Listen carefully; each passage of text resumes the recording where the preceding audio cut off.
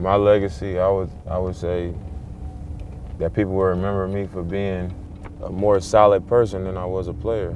Of course, you want the accolades and all the recognition for your career, but I want people for my legacy to look back and say, for him to have been who he was as a player, it was unbelievable for him to have been the kind of person he was.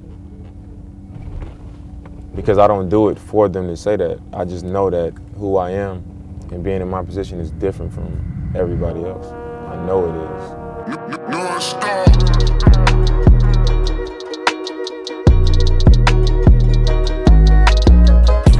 I walk it like I talk it, Naomi flow. You feel me?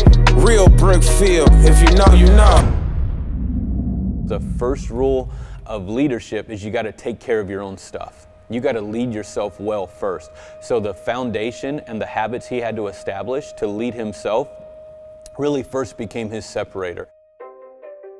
He understands the people around him just as much as he understands himself. And I think that's one of his most underrated qualities on the court, because when the game starts, you see him creating synergy through the team.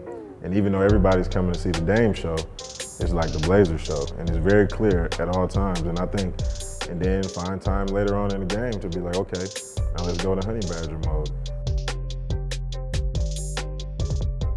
And I think that's just the approach. And when you can do it like that, when it's time to go into that mode, the people behind you have no choice but to respect it and jump on board, because you already created the synergy when the game started.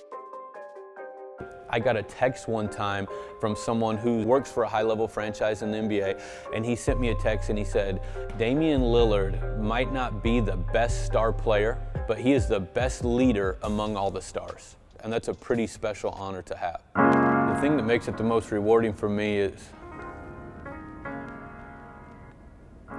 oh man, I love that dude though. That's what makes it, it's gonna be hard to answer. As proud of him as I am that he'll be a basketball Hall of Famer, or that he's an NBA All-Star, he hits game winners, some of the best shots in NBA history. The person and the leader and the impact and influence he has on others has been so rewarding. The loyalty, the having each other's back through thick and thin, that's something I wouldn't trade for a salary.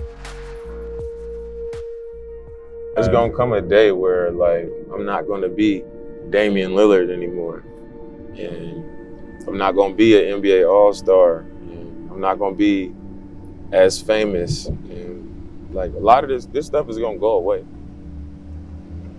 People aren't gonna view me the same for the rest of my life as they view me right now. So for me, it's more important to just value people for people. It's always been about respect and just treating people the right way. At 29, I'm consumed by impacting other people. I got a beautiful son. I got a great family. If you had to make a list of things you want, I feel like I have it.